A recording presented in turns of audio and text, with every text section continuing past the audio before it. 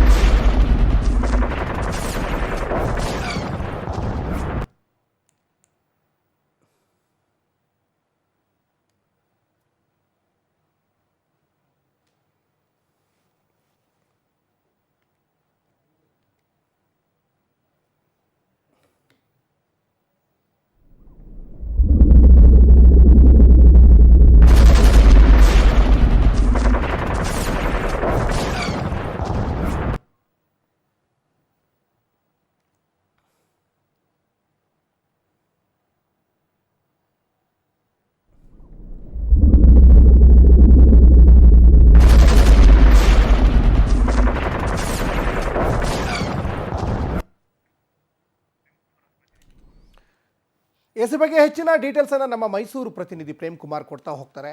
Prem Kumar, technology ಮುಂದುವರೆದ ಹಾಗೆಲ್ಲ ಸಾಕಷ್ಟು ಡೆವಲಪ್ಮೆಂಟ್ ಆಗ್ತಾ ಇರ್ತವೆ. ಈಗ ಎಲ್ಲ ಕ್ಷೇತ್ರದಲ್ಲೂ ಕೂಡ ಎಐ ಟೆಕ್ನಾಲಜಿ ಸಾಕಷ್ಟು ಹಸ್ತಕ್ಷೇಪ ಈಗ ಆಗ್ತಾ ಇದೆ. ಅದೇ ರೀತಿಯಲ್ಲಿ ಆನೆಗಳನ್ನು, ಕಾಡು ಪ್ರಾಣಿಗಳನ್ನು ಓಡಿಸ್ಲಿಕ್ಕೆ ಈಗ ಎಐ ಕ್ಯಾಮ್ರಾ ಈಗ ದೊಡ್ಡ ಮಟ್ಟದಲ್ಲಿ ಸದ್ದು ಮಾಡ್ತಾ ಇದೆ. ಏನಿದೆ ಡೀಟೇಲ್ಸ್?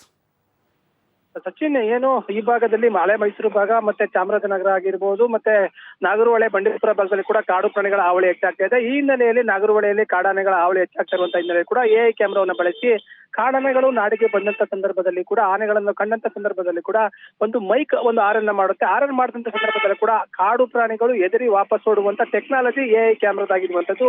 ಈಗಾಗಲೇ ಕೂಡ ಪ್ರಯೋಗವನ್ನ ಕೂಡ ನಾಗರಹೊಳೆ ಭಾಗದಲ್ಲಿ ಮಾಡಿರುವಂತದ್ದು, ಅದು ಕೂಡ ಸಕ್ಸಸ್ ಆಗಿರುವಂತದ್ದು.